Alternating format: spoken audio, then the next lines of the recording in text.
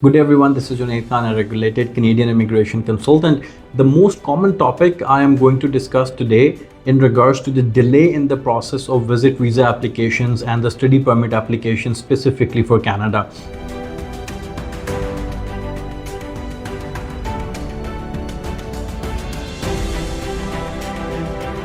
In this video, we will be talking about specifically for the TRVs. Now, TRVs are the temporary resident visas. So if we're talking about TRVs, there are two categories in it, a visit visa application and the study permit application. Now, these are the two applications which are temporary in nature. That means they are not permanent, they're not immigration. The person who's getting a visa in these two categories are not considered the immigrant over there having a permanent residency. I mean, later on they can proceed with that, but at this point of time they are in a category of temporary nature of the visa. So I have been asked multiple times from my clients and from the people who have applied already. I've been getting this query very commonly that, we have applied our visas, it's been a month or 30 days or 15 days, and we have been told that, you will get your response in about 15 days, 30 days, 45 days of time. But at this point of time, we haven't responded back from the immigration in our visa category. So what should we do? Why is the delay happening? And what are the further processes to inquire about our visa services and our responses from immigration? So we will talking about all 3 or 4 types. Number 1, immigration website IRCC, they always mention you can check the processing time over there online. So what happens normally, if you have submitted yourself, make sure before the submission or at the time of your submission, same day or the day after, you can go online to the IRCC website, go to the processing time, just pick the category. They ask you multiple questions, which category you are applying for. If you pick a temporary resident visas and then the visit visa inside Canada, outside Canada, and then the IRCC website will ask you, if you pick outside Canada, they will ask you which country you are applying from, and then they will give you a tentative time in days that this amount of days will be a processing time for your application. Now, one thing is important, that the processing time changes, the time mentioned on the IRCC website, they normally changes every Tuesday.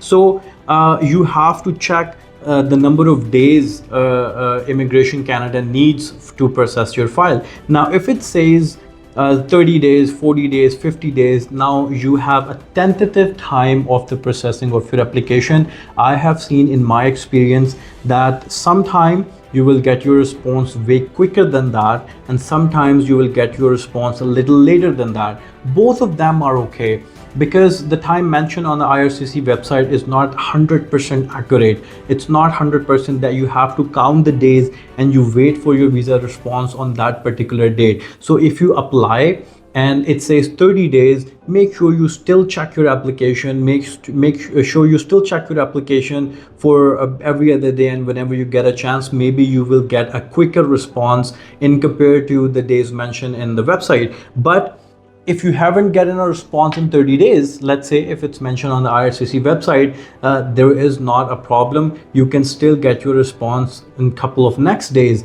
But when you should consider that your application is delayed, like if Immigration Canada website mentioned 30 days, I'm taking 30 days as a benchmark. Like if your processing time is 30 days and now it's been 90 days, then you can also consider that there is something wrong. Not wrong, but your application has taken a normal than the expected period of time. So what to do at that point, I will explain you later in the video as well. This can happen in study permit application and visit visa application. So if we talk about the study permit application, now there are SDS and non-SDS. What happens is students normally calculated their amount of the processing time in the same way. If one student applied their case in an SDS stream and the other student applied their case in a non-SDS stream within the same country, then there are going to be the changes in the processing time as well, because SDS applications are way quicker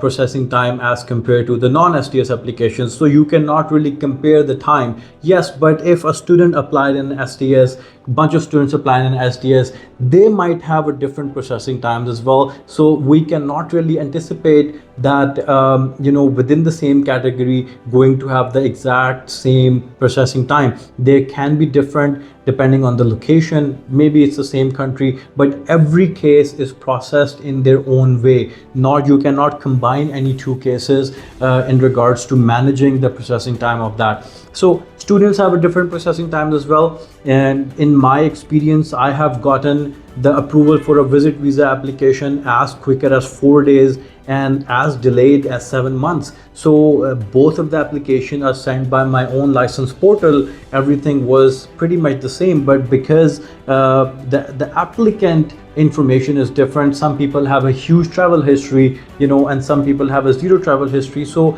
it is not depending on the consultant, it depends on your own personal profile. Similarly, in a student case, some people have applied in different universities and visa categories as well. So not every single case can be managed in a way that they have to have the same processing time. So you don't have to worry about it, because there is a way that where you can communicate with Immigration Canada in regards to your application. Now, the communication way is the web form.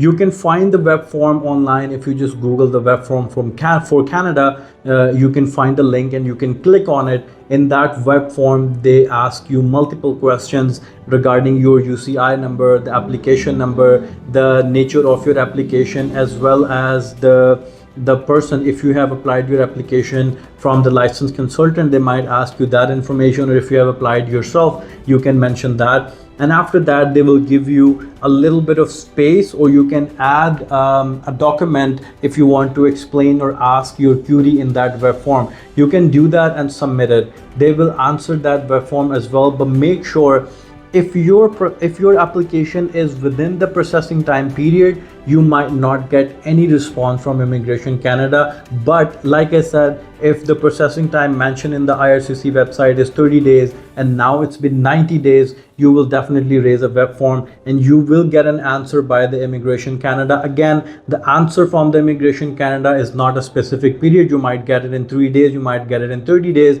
or 10 days or 15 days, but at least you have raised your query towards immigration, your concerns towards immigration, and you will get an answer. And if your application, they will let you know that where your application is stuck, and maybe you will get your response quicker this way. You can raise a web form. You can use this link to basically communicate with the Immigration Canada in regards to your temporary resident visas, and you will get an answer very quick. But again, like I mentioned, if your application is still within the period of the processing time, you will not get any answer in regards to that. Thank you very much.